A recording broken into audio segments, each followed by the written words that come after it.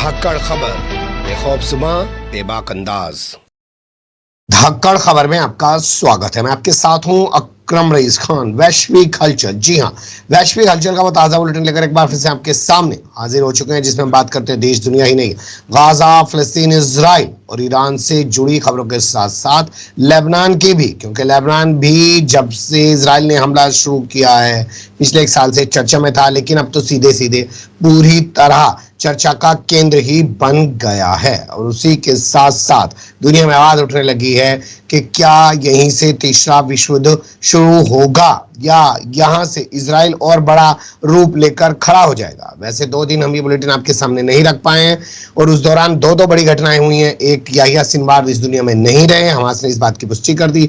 दूसरे, इजराइल के प्रधानमंत्री के घर में ड्रोन घुस गया, यानी कि ड्रोन से हमला हो गया।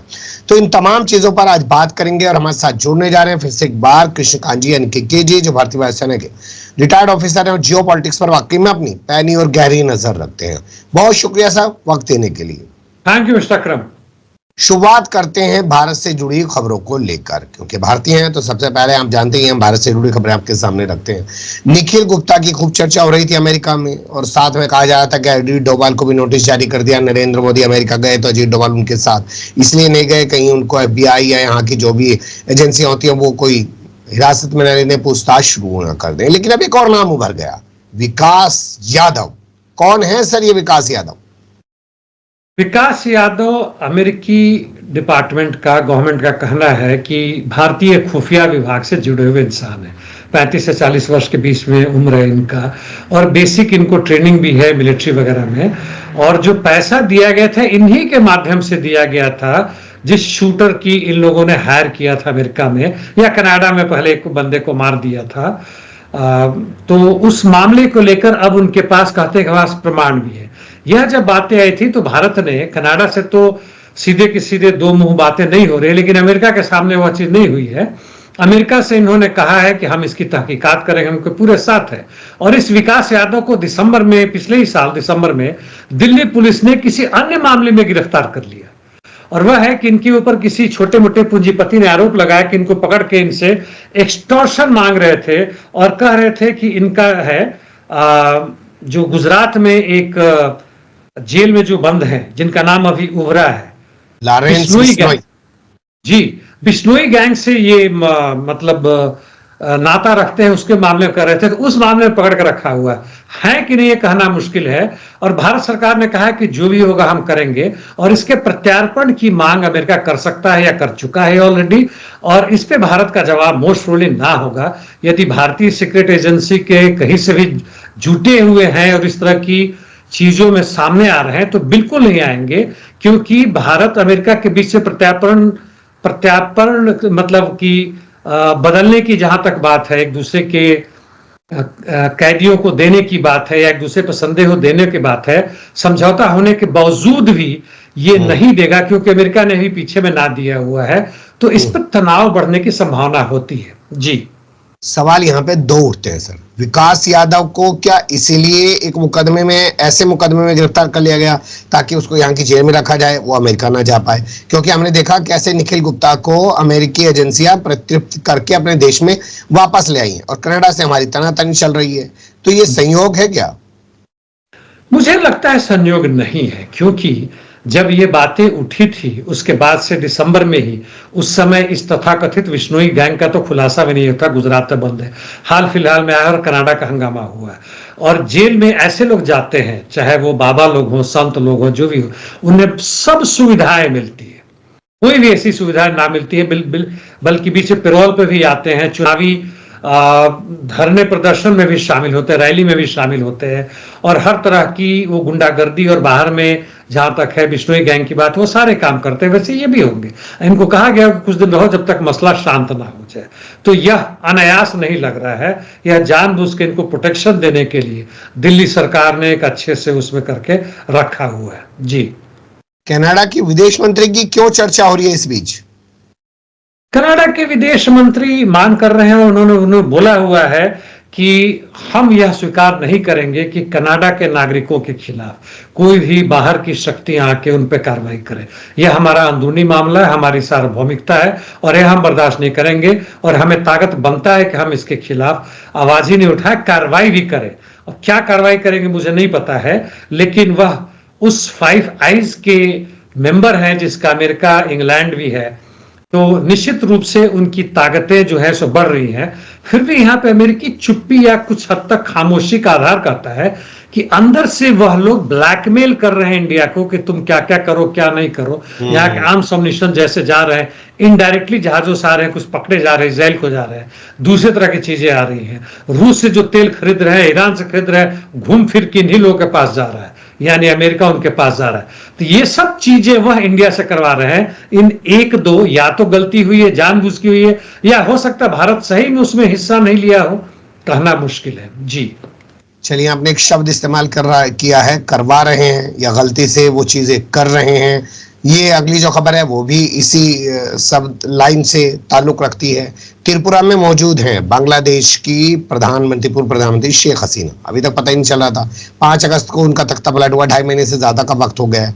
अब वहां के अखबार छाप रहे हैं कि वो त्रिपुरा में बैठकर देश को अस्थिर कर रही हैं।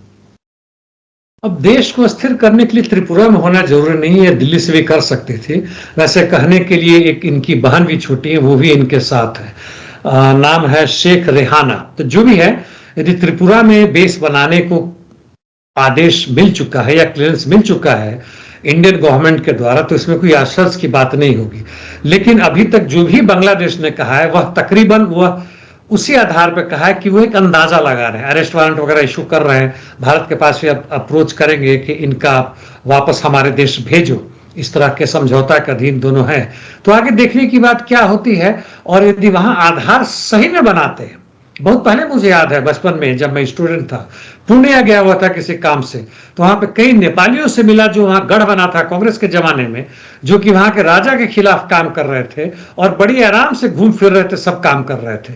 यानी मैंने उनसे पूछा कि बिना भारत सरकार की मदद के कर रहे हो क्या, तो इससे मुझे कहा गया कि इस तरह के प्रश्न मत पूछो, तुम भारत सरकार के एजेंट हो क्या या नेपाल के एजेंट हो क्या। मैं तो खैर उस समय बच्चा था, लेकिन बिना वहां के लोकल सरकार के हेल्प के यह संभव नहीं है इस हालत में भारत सरकार। जी मेरा सवाल यही पैदा होता है, मैं भौगोलिक स्थिति के हिसाब से त्रिपुरा को समझना चाहता हूँ। जब ये भागी थी तो त्रिपुरा पहुंची थी, लेकिन इनका वहां पे फ्लाइट ही नहीं उतरने दी थी इनकी।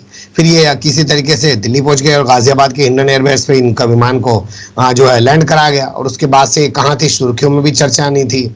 अब ये फिर वापस त्रिपुरा गई है। त्रिपुरा और बांग्लादेश की सीमाएं सटी हैं, हम लोग जानते हैं।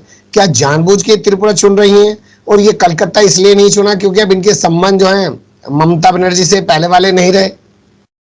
कलकत्ता वाली तो बात स्पष्ट है। दूसरे, भारत सरकार ने सोचा होगा कि त्रिपुरा में चूंकि उनकी सरकार है, आरएसएस का गढ़ बना हुआ है, पूरे एडमिनिस्ट्रेशन पुलिस में वो घुसे पड़े हैं, तो बड़ी आसानी से जो भी इनकी सहायता करनी होगी करेंगे। निकला है कि हेलीकॉप्टर से गई है, किस हेलीकॉप्टर से गई इसका नहीं है, लेकिन निश्चित रूप से जो इंडियन एयरफोर्स का कॉम स्क्वाड्रन होता है उससे गई होंगी, या हैड जो भी है भारत सरकार ने दिया होगा। इनके पास इतनी अभी ताकत नहीं है कि भारत सरकार के किसी भी हेलीकॉप्टर को यहाँ के हायर कर ले और अपनी मर्जी से जाए। हाँ, बेस से सटे होने से फायदा ये है कि जो बांग्लादेश से वैसे अधिकारी भाग के आए, इनकी बहन हो, मिलिट्री के भी हैं, पुलिस के हैं, उनका ये एक ऑपरेशन सेंटर बनाना चाहते हैं, केंद्र बनाना चाहते हैं, जहां से वहां की हरकतों पर ध्यान रखें और जो भी कम्युनिकेशन के माध्यम से दूसरे तरीकों से फेक ऑर्गेनाइजेशन बना के वहां पे, और अब लेफ्टिस्ट से भी मिलकर कोशिश करेंगे कि वहां की नजर ही ना रखें, बल्कि आगे आने वाले समय में 2 वर्षों 3 वर्षों या आगे आने वाले चुनाव का भी होता है, उसमें ये अप्रत्यक्ष रूप से हस्तक्षेप कर सके और अपने प्रो जो भी इनके लोग हैं वहां पे, उनके माध्यम से अपनी सत्ता बना सके। जी बिल्कुल सही बात है। अगली खबर का रुख कर लेते हैं जो आ रही है चाइना से जुड़ी, यानी कि चीन से। लग ऐसा रहा है कि ताइवान पर हमला करने जा रहा है चीन। राष्ट्रपति ने कह दिया सेना तैयार हो जाओ। सेना तैयार हो जाए जिंगोइज्म है, यानी कहने की बात है, अपने देश की जनता को बता रहे हैं कि देखो हमारे ऊपर बहुत संकट है और हमारे सेना की इज्जत होना चाहिए, हमारे सेना तैयार हो जाए हर तरह से, चाहे ड्रोन का हो, रॉकेट हो, साइबर वॉरफेयर हो, जितना भी हो। वैसे ताइवान के इर्द गिर्द तकरीबन इन्होंने घेराबंदी की थी, अपने फाइटर जेट भी इनके 90-100 के आसपास उड़े थे, जितने भी इनके फाइटर शिप्स हैं यानी नेवल शिप्स है वो थे, कोस्ट गार्ड के शिप्स हैं, वो सारे करके उन्होंने दिखाने की पूरी कोशिश की थी कि हमारी ताकत बनती है। लेकिन जहां तक चीन की बात है, क्या वह अमेरिकी साम्राज्यवाद से युद्ध में शामिल होगा, मुझे नहीं लगता। जब से स्वतंत्र हुआ 1949 में 1949 के बाद से चीन ने कभी भी ऐसी हरकत नहीं की कि अमेरिका से वो सीधे लड़े। हालांकि कोरिया में इनकी लड़ाई अच्छी खासी हुई थी, नॉर्थ कोरिया के साथ ही लोग मिले थे, UNO4 से मुख्यतः अमेरिकी सेनाएं थे, ये लोग तकरीबन उसको ओवररन कर गए थे, लेकिन अंततः इन्हें पीछे हटना पड़ा और अभी नॉर्थ कोरिया साउथ कोरिया दो भाग में। लेकिन उसके बाद से दूसरा कोई भी युद्ध नहीं किया। ये पूरी की पूरी तरह से पूंजीवादी तरीके से, एक साम्राज्यवादी तरीके से अपनी ताकत बढ़ाना चाहते हैं, तो बार बार दिखाना चाहेंगे, हर कोशिश करना चाहेंगे। और संभवतः यह भी संयोग नहीं है कि जैसे जैसे रशिया आगे बढ़ रहा है और अमेरिकी और नेटो की खुलेआम वो हो रही है, दस्तखत हो रही है कि हम यूक्रेन में आएंगे, वैसे वैसे नॉर्थ कोरिया का भी युद्ध अभ्यास और उनकी तरफ से दक्षिण कोरिया के खिलाफ वो लड़ाई का वो, और चीन भी कर रहा है, संभवतः दिखलाने की कोशिश कर रहा है कि संभल जाओ। वहीं पर बेलारूस में भी उनकी भी सेना यूक्रेन के बॉर्डर से अपनी सेनाभ्यास कर रही है। तो ये सब मिलाकर दिखाने की कोशिश होगी कि ज्यादा घुसोगे तो हम भी कुछ कार्रवाई कर सकते हैं। यह अमेरिकी इंटेलिजेंस और यूके के इंटेलिजेंस को नजर आ रहा होगा। जी, वक्त शुरू होने जा रहा है अमेरिका चुनाव से जुड़ी खबरों का, लेकिन उससे पहले आपने युद्ध की इतनी बातें कर दी हैं, तो मुझे लगा कि जर्मनी और तुर्की जो आपस में टकरा रहे हैं युद्धक विमान को लेकर, उस पर बात पहले हो जाए। यूरो फाइटर ये 3-4 देश मिलके बनाते हैं पूरे यूरोप का, जिसमें जर्मनी तो है ही है, इटली, फ्रांस और यूके है। और जब तुर्की को नहीं मिल रहा F-16, कितने भी जोर लगाया, नेटो का मेंबर होने के बावजूद भी, और यूरोपियन यूनियन का मेंबर नहीं बन सकता है, तो दो उसने रास्ते लिए। एक तो जर्मनी के पास पहुंचा भाई कि मेरे को यूरो फाइटर दे दो, हम उसी से अपना काम चला लेंगे, वह भी काफी एडवांस्ड है। दूसरी तरफ देखें तो ब्रिक्स में भी आने की कोशिश करा, यूरोपियन यूनियन में ना जा रहा है। तो इस पे काना वो करके जैसे भी हो टाल मटोल करते हुए इंग्लैंड नहीं दे रहा है, चूंकि उसे यूक्रेन का भी देखना है, बाकी जगह देखना है, तो और जर्मनी तो ना ही दे रहा है, तो जर्मनी को छोड़ के लोग इंग्लैंड के पास पहुंचे। इंग्लैंड ने कहा कि ठीक है हम देंगे, अभी तुरंत नहीं लेकिन हम देंगे, और इस पे जर्मनी नाराज है। उसने शोर मचाया है कि भाई तुम ऐसे कैसे कर रहे हो, हमसे पहले समझौता हुआ था। तो यार तो भाई यहाँ पे मुनाफे की बात है, जहां 50% अधिक मुनाफा है, क्यों नहीं हम दें, क्यों नहीं करें। और उसके जाने के बाद मुनाफा रुक नहीं गया। F-16 या यूरो फाइटर जाता है, उसके पार्ट पुर्जे, उसके इंजीनियर, उसके पायलट, मेंटेनेंस टीम अगले 10-15 वर्ष तक खुला रहता है। जैसे आप पानी को साफ करने वाला तथा कथित रूप से आरओ मशीन लाते हैं, तो हर 3 महीने 6 महीने में कहते हैं क्या एनुअल एक कॉन्ट्रैक्ट कीजिए और बदलते रहिए, और हर उसमें 1000-2000 रुपए लूटते रहते हैं। ये 1000 रुपया नहीं, ये करोड़ों डॉलर लूटने की बात होती है यहाँ पे। जी, जो जितना बड़ा डाकू है उसकी उतनी बड़ी लूट है, सीधी भाषा में कहा जा सकता है। अब शुरुआत करते हैं अमेरिकी चुनाव से जुड़ी खबरों की। हैरिस फॉक्स को इंटरव्यू देकर राहुल गांधी जैसे चर्चा में आ गई हैं, तो ऐसा क्या कर दिया उन्होंने इंटरव्यू राहुल गांधी जैसा? सर, अर्नब गोस्वामी ने राहुल गांधी से एक इंटरव्यू लिया था, ये 2014 के चुनाव के पहले, यानी 10 वर्ष हो गए। और उसमें कहते हैं, जैसा कि इस फॉक्स न्यूज के साथ जो भी हुआ उस पर विश्लेषण आया है, न्यूयॉर्क टाइम्स या टाइम्स में आया, और उसमें इन्होंने कहा है कि जिस तरह से राहुल ने हिम्मत की थी, एकदम घोर अब विरोधी जो था उस समय टाइम्स था, जो भी था इंडिया का, उसमें अर्नब गोस्वामी थे, तो वहां पे जो चला था और इनकी बैंड बजा दी गई थी, उसके हिसाब से राहुल गांधी की बैंड बजा दी गई थी। मुझे नहीं याद आ रहा है पूरा, 1-2 सुना था, और राहुल गांधी जो भी ये बोलते थे ठीक उसका दूसरी तरह से करके प्रश्न पर चले जाते थे और कुछ और जवाब देते थे। अर्नब गोस्वामी के भी पसीने छूटे, राहुल गांधी के भी पसीने छूटे। खैर, इसके हिसाब से राहुल गांधी हार गए थे, मतलब वो नहीं था। यहां पे इसी तरह से फॉक्स में कमला हैरिस ने हिम्मत की और चली गई। तो जो भी उन्होंने सवाल उठाए, माइग्रेशन का तो कहती है कि लॉ के हिसाब से होकर हंस रही है, कोई खास जवाब दे ना दे, कुछ ना कुछ का कर रही है। जहां तक इजराइल की बात होती है तो वहां पे उन्होंने कहा कि हम भी इजराइल की बहुत मदद कर रहे हैं, शुरू से कर रहे हैं। वैसे एक जगह पे और भी कहा था कि जो अभी मारे गए हैं हमास और हिजबुल्लाह के लीडर, उससे हमें कोई दुख नहीं हो, जो हुआ सो ठीक हुआ, वह उन्होंने खुलेआम उस पर कह दिया है। तो इस तरह की वह मतलब व्याख्यान देती रही है। और ये अभी तुलना में कह रहे हैं कि फॉक्स न्यूज के इंटरव्यू के बाद से जो राहुल गांधी ने जो लॉस किया था, हारे थे उनके नजर में, यहां पे कमला हैरिस जीती है और उनके पक्ष में शायद ज्यादा मतदाता लोग आए जो कि पहले इनके पक्ष में नहीं थे। तो हालांकि तुलना का कोई मायने नहीं होता। 2014 का राहुल गांधी कांग्रेस के खिलाफ हवा चल रही थी और यहाँ पे ऐसा नहीं है। जी बिल्कुल आपने सही कहा। और एक माहौल बनाया था अन्ना हजारे ने, जिसकी फसल आकर काटी थी, जो आज सत्ता में बैठे हैं और गुजरात कौन सा मॉडल बेच बेच कर पूरे देश में चारों तरफ एक माहौल आगनुमा बना चुके हैं। खैर अगली खबर भी जो है अमेरिका से ही है। ट्रंप जो है वो दावा कर रहे हैं कि जब नेतन्याहू के घर पर ड्रोन से हमला हुआ तो उसने मुझे फोन किया, बाइडेन को नहीं किया। तो अभी से वो अपने आप को राष्ट्रपति मान रहे हैं। राष्ट्रपति माने ना माने, वैसे पिछले एक हफ्ते में जो भी सर्वे हुआ है कमला हैरिस बनाम ट्रंप, तो कमला हैरिस 5% आगे चल रही थी, वह घट गया। ऐसा नहीं कि ट्रंप का बढ़ा है, लेकिन अब फिर से तथाकथित रूप से कांटे का टक्कर हो गया। दोनों 46-45% के आसपास घुस रहे हैं। यानी वहां की जनता को ही इस तरह की जो भी जुमलेबाजी या देश विदेश की नीति की बात करें, अपनी जनता का कुछ लेना देना नहीं है। अब यदि इजराइल मुख्य मुद्दा बनता है, इजराइल के पक्ष में दोनों आ रहे हैं, अब जो इनके इजराइल के पक्ष में जो जनता वहां की अरब कंट्रीज, अरब निवासी जो है, मुस्लिम है, उनको यह समझ नहीं आ रहा है किसको वोट दे। और जिससे कारण जो भी कमला हैरिस के पक्ष में था 5%, वो गायब हो गया, हफ्ते भर के अंदर में गायब हो गया। यानी वहां की जनता जो है, वोटर है, यहां की तरह बिल्कुल कुंठित दिमाग नहीं, किसी को देना है तो इसी को देना है, चाहे वो जितना भी घटिया पाला दे। तो इस पे यही इनका है कि उसने मुझे फोन किया, तो इसमें कौन सी बड़ी बात हो गया। अब तुम्हारे लिए नेता न हो, बहुत बड़े नेता हो गए। कभी हमारे देश के नेता बहुत बड़े नेता हो जाते हैं, हमारे देश के लोग देखते हैं कि तुम्हारा मतलब पांव छू रहे हैं, और तुम्हारे देश के नेताओं को ये दिखा रहे कि नेता नेहरू आज विश्व गुरु बन चुका है। तो यह मजाक हास्यास्पद है। जी इसे उलट के देखते हैं, बाइडेन क्या ट्रंप के इस बयान के बाद नेतन्याहू पे नहीं बिगड़ जाएंगे? क्योंकि जो है वो ये कहेंगे कि भाई हम तेरी इतनी मदद कर रहे हैं। हैरिस भी कहती है कि हम इतनी मदद कर रहे हैं जितनी मदद आज तक किसी अमेरिकी प्रशासन ने इजराइल की नहीं की है। और ये अभी स्पष्ट नहीं हो गया है क्या कि जो इजराइल है नेतन्याहू के तौर पे वो ट्रंप के साथ है, ना कि बाइडेन के? ऐसा तो लग रहा है कि अधिकांश जनता वहां की जो प्रो इजरायली है, प्रो जियोनिस्ट है, वह ट्रंप के साथ है, तो नजर आ रहा है। कुछ न कुछ वहां पे थोड़े लिबरल जो ज्यूज हैं और बाकी लोग हैं, वह निश्चित रूप से कमला हैरिस के साथ है, उसमें संदेह नहीं है।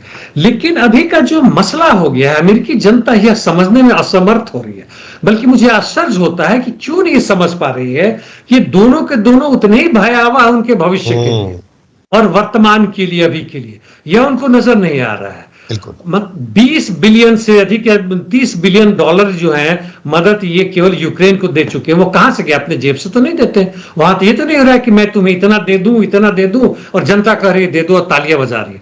यह जनता के जेब से ही जा रहा है और कहीं से नहीं आ रहा है। यह मेहनत कश आवाम का पैसा है जो तुम लुटा रहे हो, उससे जो फायदा आ रहा है वो जनता के पास ना जाके वहां के जो वॉर इंडस्ट्रीज है उनको जा रहा है। जी चाइना की जो ड्रोन कंपनी है वो अमेरिका के विदेश मंत्रालय यानी पेंटागन पर मुकदमा क्यों कर रही है? यह DJI करके है, एक कंपनी है, बने हुए 7-8 वर्ष ही हुए हैं और बड़ी तेजी से विकास हुआ। और इनका, इस कंपनी का कहना है, जो भी इसका मैनेजर वगैरह है या CEO है, कि हम वॉर इंडस्ट्रीज के लिए कुछ नहीं पैदा करते। हमारे ड्रोन जो है वो सिविल काम के लिए, सर्वे वगैरह के लिए है, शादी ब्याह के लिए और भी चीजें हम बनाते हैं। और यह पिछले 15-16 महीने से जो भी अमेरिका का डिफेंस डिपार्टमेंट है, पेंटागन है, उसको बताने की कोशिश बार बार कर रहे हैं। वह समझ नहीं रहे और हमारे ऊपर बंदी कर दी है, गलत बात है। इसलिए हम वहां के कोर्ट में जा रहे हैं डिपार्टमेंट ऑफ डिफेंस के खिलाफ, यानी पेंटागन के खिलाफ, कि देखो हमारे ऊपर लगा दिया है। वैसे इनका व्यापार जो है, जो ड्रोन बनाने का है, विश्व में सबसे ऊपर है। यहां तक कि बाकी अमेरिका, रूस तो खैर अभी बेच नहीं सकता, अपने इस्तेमाल लिए करता है। और जो आगे काफी ड्रोन बनाने बढ़ गया, टर्की, वो सब पीछे पड़ गए। लेकिन सवाल ये उठता है, जीतेंगे कि नहीं वहां के कोर्ट, बात अलग है, कि इस ड्रोन का इस्तेमाल यानी चाकू का इस्तेमाल यदि हम देते हैं तो तुम सब्जी काटो या किसी को भोंक दो, किसने मना किया? हो सकता है इसमें उतना वजन का बॉम्ब नहीं लेके जा सके, लेकिन रूस तो निश्चित रूप से इस्तेमाल करना चाहेगा सर्वे के लिए, देखने के लिए। लेकिन तुम कहां कहां रोक लगाओगे, यह भी बात है। देखते हैं चीन का अगला कदम क्या होता है। जी बिल्कुल सही बात है। वैसे आप इस पर भी गौर कर सकते हैं कि चाइना का चाहे ऐप हो, ट्विटर, टिकटॉक, या उसकी वहाँ के जो हथियार बनाने वाली या ड्रोन बनाने वाली कंपनियां, सबको अमेरिकी सरकार मिटाने पर तुली है, जबकि सीधे सीधे चाइना उससे भिड़ भी रहा है, नहीं रहा है। अब शुरुआत करते हैं गाजा से जुड़ी खबर की, और इसमें जो पहला अपडेट है वो साउथ इराक से आया। बवाल हो गया है यहाँ पर, क्या हंगामा है, क्यों इतने सारे लोग सड़कों पर उतर आए हैं, और क्यों गिरफ्तार लोगों को छुड़ाने की मांग कर रहे हैं वो। इराक में एक ब्रॉडकास्टिंग कंपनी है, MBC, एम कुछ होगा, ब्रॉडकास्टिंग कंपनी, जो सऊदी अरेबिया का है। और इन लोगों ने एक न्यूज चलाया जिसमें इन्होंने हमास, हिजबुल्ला और कई ईरानियन लीडर को ही, जो मिलिट्री लीडर थे, उनको टेररिस्ट कहा। और उसमें है सुलेमानी, हमारे जनता को पता होगा जिनकी बात कर रहा हूं, और इस्माइल भी हैं, नसरल्ला भी हैं, ये सब है, उसामा बिन लादेन भी है। चलो, उसामा बिन लादेन अलग की चीज आते हैं, वो इस कैटेगरी में नहीं आते, उनकी बात छोड़ दें हम। तो इस सब आते थे, इससे वहां की जनता बड़ी नाराज होगी और पूरा हंगामा हो गया। इनकी उस दफ्तर में घुस के तोड़ फोड़ भी कर दी। कुछ कहते हैं कि आर्म्ड वाले भी आ गए, मतलब छोटे मोटे लेके, किसी को मारा नहीं है, वो सब हंगामा हो गया। लेकिन इसके बदले में सऊदी अरेबिया के जो भी उनके जो इंफॉर्मेशन मिनिस्टर या फॉरेन मिनिस्ट्री का जो है, उन्होंने सवाल इनसे किया है कि तुमने किस हालत में इन लोगों को टेररिस्ट कह दिया। तो मतलब सऊदी अरेबिया अपने आप को इस घटना से अलग कर रहा है कि हमारे जानकारी में नहीं है। जी, भले ही कर रहा हो, लेकिन आप जितने भी सऊदी अरब के अखबार पढ़ेंगे वो हमेशा हमास को भी आतंकी लिखते हैं, और ये तक लिख देते हैं कि आज IDF ने हमास के इतने आतंकियों को मार डाला। खैर, क्या कर सकते हैं, उनका चाल चरित्र और चेहरा है जैसा भी है, या वो अपने यहाँ चीजें दबाने के लिए दूसरों के यहाँ की चीजों को ज्यादा डरा कर पेश करते हैं। अगली खबर का रुख कर लेते हैं। 3 ड्रोन से हमला हुआ नेतन्याहू के घर पर। एक ड्रोन जो है सीधे घर पहुंच गया, 2 को इंटरसेप्ट कर लिया आयरन डोम ने। उसके बाद खबर ये चलाई जा रही है कि नेतन्याहू घर पे था ही नहीं, उसकी पत्नी घर पे थी ही नहीं। तो ये तो इनको पहले से ही पता होगा, या इन्होंने होने दिया और इसके बाद अब ये फिर और ज्यादा तबाही मचाएंगे। ये जो इनका घर था संभवतः है जहां इनका रिक्रिएशनल यानी आराम फरमाने के लिए जाते थे, तो नहीं होंगे, इसमें कोई खास बात नहीं है जहां तक। दूसरी बात है, ड्रोन से हमला करने के है तो निश्चित दिख गया, पहले भी मैं बोल चुका हूं कि इजराइल का एयर डिफेंस सिस्टम काफी डिप्लीट हो चुका है, या कहे तो जो ये ड्रोन का इस्तेमाल कर रहे हैं हिजबुल्ला, हमास के पास अभी ड्रोन की ताकत नहीं बनती क्योंकि जगह ही नहीं उनके पास। और दूसरी तरफ हुतीस या ईरानी समर्थित जो दूसरे इराक सीरिया में है, उनके ड्रोन इतने स्टेल्थ है, यानी छुप के जाने में सक्षम है, नंबर 1। नंबर 2, इनका रेंज काफी बढ़ गया, पेलोड भी बढ़ गया, यानी काफी एडवांस ड्रोन का इस्तेमाल कर रहे हैं, जिससे मुझे नॉर्थ कोरिया की याद आती है। हो सकता है उनकी बात ना हो, उनकी भागीदारी ना हो, और वहां तक पहुंच गए हैं। और नेतन्याहू के लिए और सबके लिए खुलेआम नजर आने लगा, जनता का भी जो बोल रही है कि भाई अब तो आए दिनों हमें ऐसे ही जीना पड़ेगा। जो उनका शाम था कि वो लोग नहीं पहुंचेंगे, वह खत्म हो गया। और अंतिम बात यह है कि जितना भी नेतन्याहू जो लाया कि मुझ पे हमला कर दिया, बताओ भाई, मुझ पे हमला कर दिया, अबे तुम साले भगवान हो क्या? सॉरी, बैड वर्ड, इसको चाहे तो एडिट कर दीजिएगा। तुम ये चीज तुम पे क्यों नहीं, तुम हमारे नेताओं को मारे, पॉलिटिकल नेताओं को मार रहे हो, खत्म करने की बात कर रहे हो, और खत्म कर भी रहे हो, तो हम लोग क्यों नहीं तुम्हें मारेंगे? तुम तो खुलेआम रूप से युद्ध अपराधी हो, इसमें कोई संदेह नहीं है। जितने भी गाजा में और दूसरे जगहों में और पिछले दशकों से जो भी जनरल हत्याएं हो रही है, खासकर बच्चों औरतों के जनसंहार हो रहा है, उसके तुम सीधे के सीधे जिम्मेदार हो। जी, चलिए, आपका गुस्सा जायज है, और गुस्सा अभी जाता है, और जिसके पास दिल है, जज्बात हैं, एहसासात हैं, और जो गलत को गलत बोलने की क्षमता रखता हो, वो इस टोन में बात कर सकता है। मैं इसको एडिट नहीं करूंगा। अगली खबर जो है वो आ रही है हमारे पास, जो है ईरान से जुड़ी हुई। कहा जा रहा है कि इजराइल ईरान पर कैसा हमला करेगा, उसके कुछ दस्तावेज अमेरिका में लीक हो गए। ये नौटंकी, ड्रामेबाजी, सनसनी फैलाने के लिए मीडिया को दी गई है। पिछले कुछ महीनों में काफी ऐसे तथाकथित रूप से टॉप सीक्रेट या टॉप कॉन्फिडेंशियल, हाईली कॉन्फिडेंशियल, जिस रूप में भी वो अपना मार्क लगाते हैं, वह लीक हुए हैं, चाहे वह यूक्रेन से संबंधित हो, इजराइल से संबंधित हो। मुझे नहीं लगता कि इतनी आसानी तरीके से पेंटागन से दूसरे तरीकों से लीक हो जाएंगे, और सामान्य लोगों के नजर में आता है, यानी यह जानबूझ के अब लीक करने की इनकी पॉलिसी बन गई है, और दिखाने की कोशिश की गई है, जिसमें मुख्य रूप से दिखाया गया है कि इजराइल के जो स्ट्रेटेजिक मिसाइल्स हैं, लॉन्ग रेंज वाले मिसाइल्स हैं, और बड़े बड़े जो मिसाइल्स हैं, उनको किस तरह से कहां पर लगाया जाएगा। जब काउंटर काउंटर अटैक होगा ईरान से यदि होता है तो उसके बदले में हम क्या करेंगे, ड्रोन्स हमारे कहां से जाएंगे, कौन कौन से बेसेस यानी अरब कंट्रीज के बेसेस एयर स्पेस का इस्तेमाल किया जाएगा, यह सब जो मुख्यतः पहले से पता है, कुछ भी नया नहीं है। मेरे नजर में एक पैसे का नहीं हो सकता, इसमें झूठ कुछ डाल दिया हो ताकि इससे ईरानियन मिलिट्री जो है, इंटेलिजेंस जो है वो कंफ्यूज हो जाए और उसके बाद से काम करे। तो मैं आपकी बात से सहमत हूं कि ये एक तरह से सनसनी पैदा कर रहे हैं और एनिमी को, अपने एनिमी को यानी ईरान और उससे जितने भी समर्थित हैं उनको कंफ्यूज करने की और उनकी जनता को डिमोरलाइज करने की कोशिश कर रहे हैं और कुछ नहीं। बाइडेन कह रहे थे गाजा में राहत सामग्री जाने दो, वहां पे सब मत करो क्योंकि हमारी पॉलिसी के मुताबिक हम मदद करना बंद कर देंगे, लेकिन कुछ किया तो नहीं। लगता है उसका अनुसरण जो है वो ब्रिटेन का प्रधानमंत्री भी कर रहा है। कल तक जो कुछ कंपनियों पे पाबंदी लगाने की बातें कर रहा था, आज कह रहा था कि हम जो है इजराइल के साथ हैं, तो उसे कुछ फर्क नहीं पड़ रहा गाजा में क्या हो रहा है। बल्कि स्टारमर ने तो यहां तक कहा कि इजराइल में जो लोग मारे गए हैं, जनसंहार हुआ है और अभी भी लोग जो मारे जा रहे हैं उससे हमें कोई अंतर नहीं पड़ता है। मतलब इतना घिनौना वक्तव्य वह एक्सट्रीम राइट वाले होते हैं तभी कर सकते हैं, नहीं तो जनरली नहीं करते। और यहां कहा कि सिनेवार के बिना, सिनेवार जिसको मारा गया है, सिनवार, उनके बिना दुनिया ज्यादा सुरक्षित है। इस स्टेटमेंट का कोई मायने नहीं है। दुनिया के लिए कोई अंतर नहीं पड़ता वो थे या ना थे, और जहां तक इनके ना होने के बावजूद भी जो संघर्ष जारी है, लड़ाई जारी वो हो रहा है।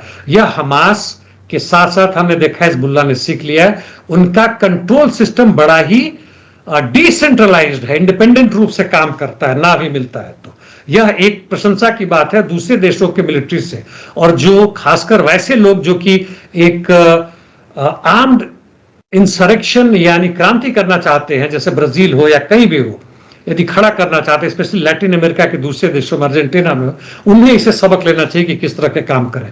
वियतनाम भी है, लेकिन वियतनाम अब पुराना पड़ गया, लेटेस्ट में ये है।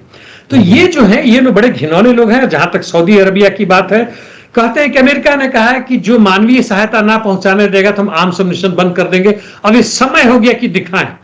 अच्छा, अबे तो वो समय तो 30 दिन का उसने दे रखा है, तुम क्यों चिल्ला रहे हो? तुम्हारे चिल्लाने से क्या होता है? जी, तुम्हारे चिल्लाने से क्या होता है, तुम्हारी औकात क्या है। लेकिन एक चिल्लाहट सुनाई दी है मीडिया में, कितनी सच है सर बताएंगे। क्या लेबनान के प्रधानमंत्री ये कह रहे हैं कि ईरान उनके देश के अंदर हस्तक्षेप कर रहा है? हाँ, ये पता नहीं संयोग से हो गया या अचानक निकल गया। ईरान के पार्लियामेंट में जब बात चल रही थी तो उनके जो पार्लियामेंट के चीफ थे, उन्होंने कहा कि हम लोग तैयार हैं कि फ्रांस से बात करने के लिए, ताकि लेबनान में युद्ध बंदी की जा सके, सीज फायर हो सके।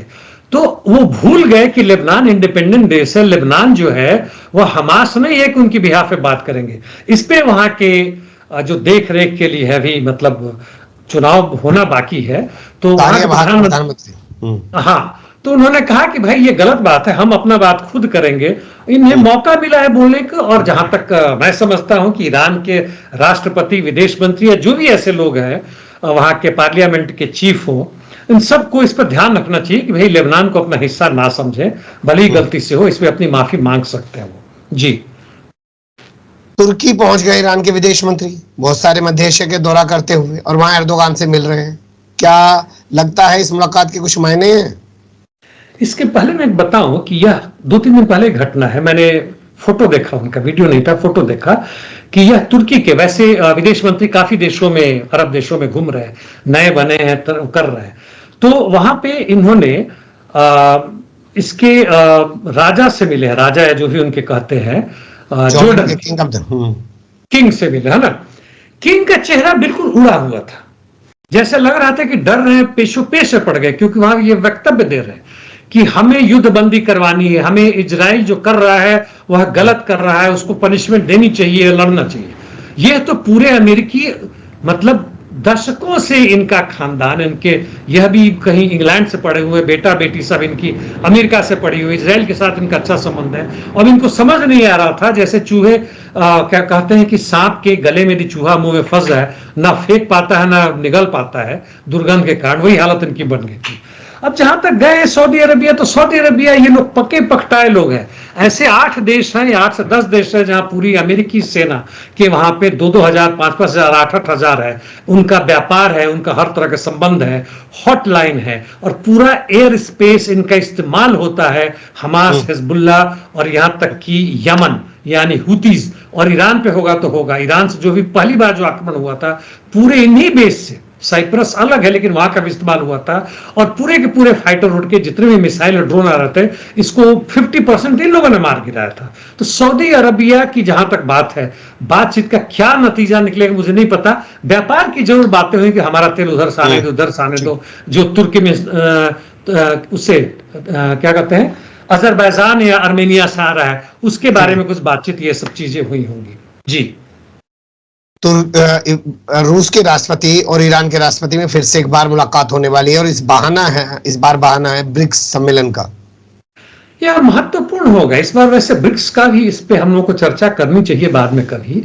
ब्रिक्स बड़ा ही अच्छे तरीके से एक उभर रहा है जो कि आईएमएफ के अगेंस्ट में जाता है। G7 से अधिक इसके जो भी फंड है उससे अधिक आ चुका है, यानी पूरे विश्व में कहें तो आईएमएफ के बाद से तकरीबन नंबर 2 पे आ चुका है। और रूस, चीन जैसे देश हैं, हालांकि पॉलिटिकल ऑर्गेनाइजेशन ना होने के बाद भी ये लोग जब आपस में मिलते हैं तो पॉलिटिक्स की बातें करते हैं, और उसमें टेररिज्म, वार के अगेंस्ट भी बोलते हैं, यानी पॉलिटिक्स का कुछ बेस है, इकोनॉमी अकेले में नहीं, यानी पॉलिटिकल इकोनॉमी है। उस हालत में यहाँ पे ईरान के राष्ट्रपति, नए राष्ट्रपति पेजेश्कियन जो आ रहे हैं, उनकी बातचीत जो होगी, और अन्य देशों के भी जो करीब 30 अन्य देशों के लोग हैं, बात होगी, बड़ा ही महत्वपूर्ण होगा। और ईरान और रूस के साथ तो मिलिट्री गठबंधन भी वह खुलेआम सामने नजर आ रहा है, केवल यूक्रेन युद्ध के लिए नहीं बल्कि स्पेशली मिडिल ईस्ट के लिए। केवल इजराइल के अगेंस्ट में नहीं बल्कि पूरे मिडिल ईस्ट की क्या फॉरेन पॉलिसी हो, क्या इंटरनल पॉलिसी हो, किस तरह से वैसे देश जो अमेरिका के पीछे घुसे हुए उनसे कैसे तोड़ा जाए, खुद को भी इन्हें बताना पड़ेगा कि वेस्ट से जो संबंध बढ़ाना चाहते हैं वो किस तरह से क्या करना चाहते हैं। जी, ये जो आपने आखिर में लाइन बोली ना, इनको ये भी क्लियर करना पड़ेगा कि पश्चिम से जो अपने संबंध बढ़ाना चाहते हैं, और इन तमाम जंग के बीच, जब यूक्रेन की जंग चल रही है, गाजा की जंग चल रही है, उसके बीच ईरान की क्या भूमिका राष्ट्रपति देखते हैं, ये बात उनको पुतिन के सामने क्लियर करनी होगी। तो हम भी देखेंगे वहां क्या क्या बातें होती हैं और उस पर नजर बनाए रखेंगे, और सर के जरिए तमाम चीजों को आपके सामने पहुंचाएंगे। फिलहाल आपने बहुत अच्छे से बारीकी से तमाम चीजों पर रोशनी डाली, फिर आपके साथ किसी और मुद्दे पर जुड़ने की कोशिश करेंगे। धन्यवाद। Thank you mister Akram.